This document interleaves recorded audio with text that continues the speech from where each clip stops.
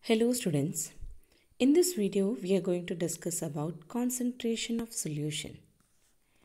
In order to discuss the concentration of solution, take the case of beaker A and B containing the water, and we all have salt at home, so better we can do this with salt. Add a little bit of salt in the beaker A containing the water, and you add a little bit more quantity of salt in the beaker B and just taste it. What do you find that? Which one will be have more saltier taste? That is definitely the beaker B containing the water, in which we have added a lot of salt. Definitely this one will be more salty in taste in compared to the A. That is a very common familiar to a type of observation which could able to make in our day-to-day life. That is, a little bit of salt gives a light taste, salty taste, but a lot of salt will gives more salty in taste. That when it is added in the water.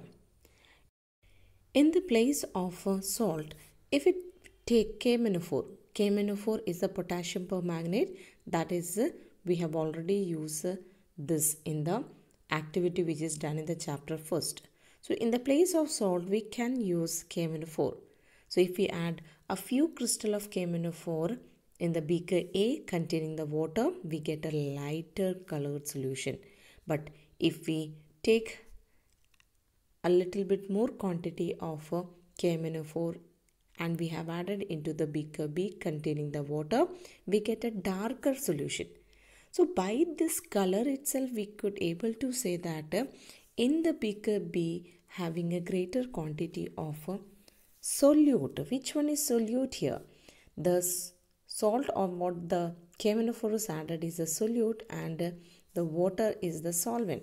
So we can say that greater is the quantity of a solute is added in the solvent. So the solution B, that will be a concentrated one. So what we can say here, the solution A is dilute and the solution B, that is concentrated. That means depending upon the amount of a solute present in a solution, the solutions can be classified into different type. That is dilute solution, concentrated solution and saturated solution. Now, how we can say this is a more concentrated and more dilute? That better we can say this diagram.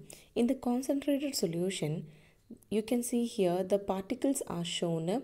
The blue color particles are the particles of solvent, lead, and the red and black color are the particles of solute. So in the concentrated solution, we can see that greater particles of solute is there, that is intermixed with the particles of water. But when you compare the case of dilute solution, here lesser is the quantity of solute particles. That is, lesser is the solute particles which is intermixed with the particles of water. So that is what the solutions can be classified as dilute and concentrated depending upon the solute which is present in the solvent. Now here we can say that the solution is of three type: diluted solution, concentrated solution and saturated solution. Now already we discussed about dilute and concentrated. Let us see what is saturated solution. Saturated solution, that means if we keep on adding the salt, or we can say any of the solute, when we keep on adding, so we can see that a stage will reaches there where there is no further dissolving of a solute takes place. That is, if in the dilute solution, if we add a salt, definitely it will get dissolved. If you add further salt, it will get dissolved. So when keep on dissolving the salt in the water, we could able to see that a stage reaches where no further salt get dissolved. So that means that stage in which the no further salt get dissolved, and we could able to see the particles of salt that is remaining at the bottom. And when we keep on stirring for the long hours also, the salt particles remains at the bottom. That means at this stage we can say that the solution in which no further solute get dissolved and it remains as an excess solute at the bottom. So such solution is called as what? Saturated solution. So let us define what is these. That is, in the dilute solution, it has very little solute in it. But in the case of concentrated, it has a lot of solute in it. But in the case of saturated solution, it has the maximum amount of the solute in it. That means it cannot dissolve any more solute. That means it have the maximum amount of solute, in which when we further add the solute and when we keep on stirring for the long hours also, we could able to see that the solute will not get dissolved. It remain there at the bottom of the solution. So we can say that it cannot dissolve any more solute. But the concentrated solution, even it can dissolve little bit more of solute also. But in the case of a diluted solution, a lot of more solute can be added and it can be dissolved in the, that is water. In the case of dilute solution, the greater quantity of more solute can be dissolved.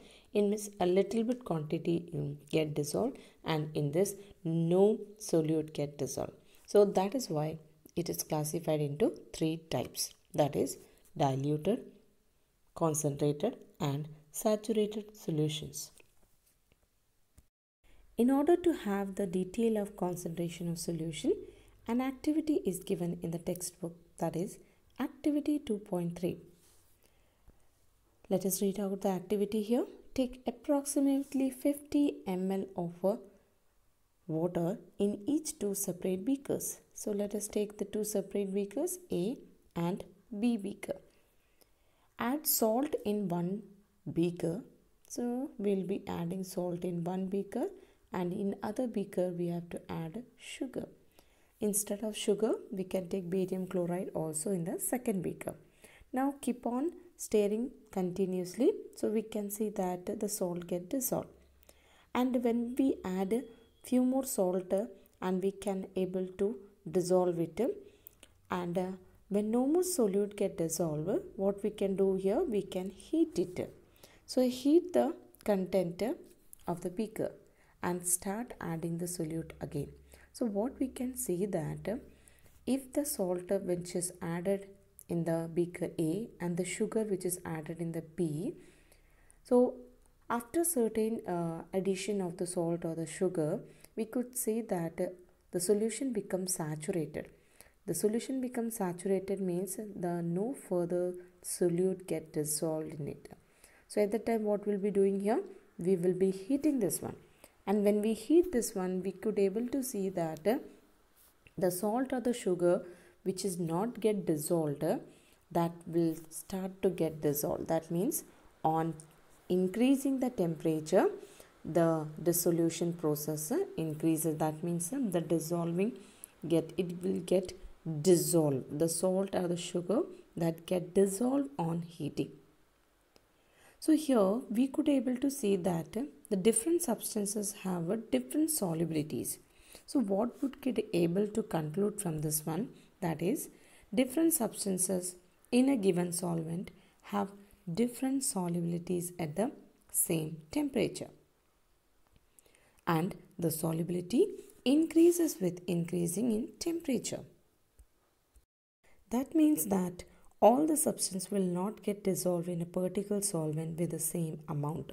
That means their solubility get differs, and the solubility can be increased with the increasing in the temperature. That is the usual cases, but there is certain exceptions also that you will be going to learn in the higher classes. So in general what we can say that the solubility get affected with the temperature. And it is very common that the sugar syrup which we used to prepare at home for making sweet dishes, that can be prepared by boiling the water continuously with the greater quantity of sugar in order to make the sugar syrup. So that is what we could able to find this observation in our day-to-day life. Now here we can define the solubility in this way. The amount of solute present in the saturated solution at a particular temperature is called its solubility. So this is the definition for the solubility, that is the amount of solute which is present in the saturated solution at a particular temperature. So that is what its solubility. As I told you, the solubility get affected by the temperature, and the concentration of a solution can be defined as the concentration of solution is the amount of solute present in a given amount of solution or amount of solute dissolved in the given mass or volume of solvent. So this is what we could able to define the concentration. That means it can be said in this way: concentration of solution, that is the amount of solute by amount of solution. That means we can able to set the concentration, that is the amount of solute, in terms of amount of solution. But it can be also defined in this way: the amount of solute with respect to the amount of solvent. That means the amount of solute can be considered with respect to the amount of solution, and even the amount of solute can be considered with respect to the amount of solvent. So better we can have the formulas that can be used in order to do the problems related to concentration. So the formulas are in this way, because these are the formulas which can be used for finding out the concentration of solution. As I told you, concentration can be defined with respect to the solute with respect to the solvent, and solute with respect to the solution, and it can be in terms of mass and it can be in terms of volume. So we have three formulas here that is given in the textbook, and other than these formulas are also there for defining the concentration that we'll be going to learn in the higher classes. So let us see the three formulas which is given here, that is mass by mass percentage of solution. Mass by mass means here the solute and the solution both is taken in terms of mass, that is mass of solute divided by mass of solution into 100. That is, here we are taking the percentage. That's why it is necessary to multiply this with the 100. So why we are multiplying with the 100? Because it is mass by mass percentage. That's why it should be multiplied with 100. So what is the formula for mass by mass percentage of a solution? That is equal to mass of solute by mass of solution into 100. Next we can represent the mass into mass by volume percentage of a solution. That is mass of solute with respect to the volume of the solution. That means instead of taking the mass of solution, here it is taken volume of the solution. So that is what again it is multiplied with 100, because it is also in terms of percentage. Next, volume by volume percentage. As it is clear from the word, volume by volume means both the solute and the solution is its volume is taken instead of the mass. So volume of solute divided by volume of solution into 100. So that is what it gives rise to water. It gives rise to the concentration of solution. So concentration of a solution can be defined in terms of mass by mass percentage, in terms of mass by volume percentage, and in terms of volume by volume percentage. In the textbook, one problem is given, that is the problem example 2.1, that is a solved problem which is given in the textbook. So let us read out the problem here.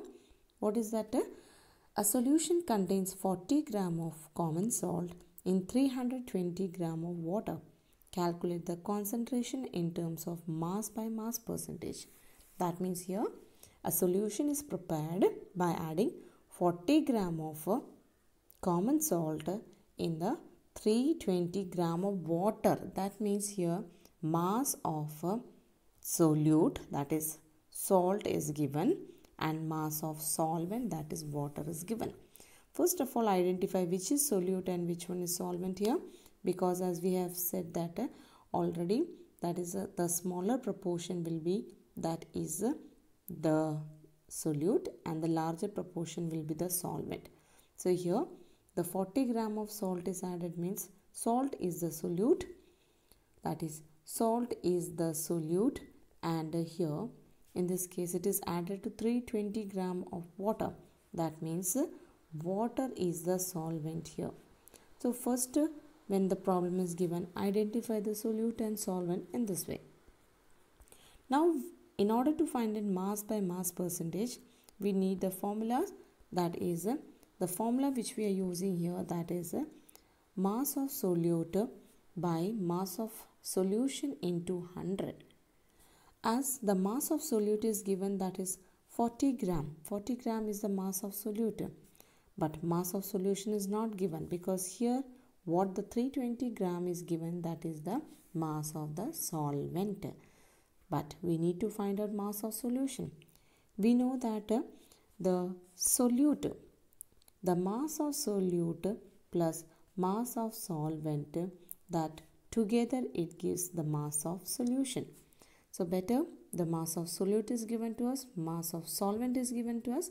When we make the sum, we get mass of solution, that is used in the formula. So first we will be writing the given terms, that is mass of solute and the mass of solvent, that is given in the problem. Next we will be finding out mass of solution. Mass of solution, how we can find it out? By this formula, that is mass of solution is equal to mass of solute plus mass of solvent, and both the values are given to us. We will be adding here and we will be getting the value 360 grams. Now we will be using the formula for finding out the mass percentage, that is this formula we are using.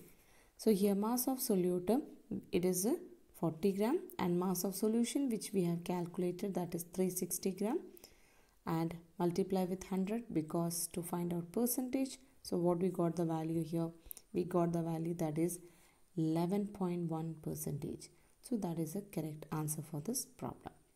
So very important point which need to follow here, that is whenever such problem is given, that look at what is given to us, whether the mass of solvent is given or the mass of solution is given.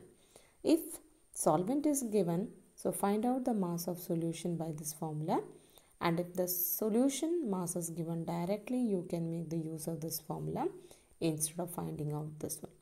So this is the problem, and the similar type of problem can be solved in order to do such type of problems. So this is all about this video. Have a nice day.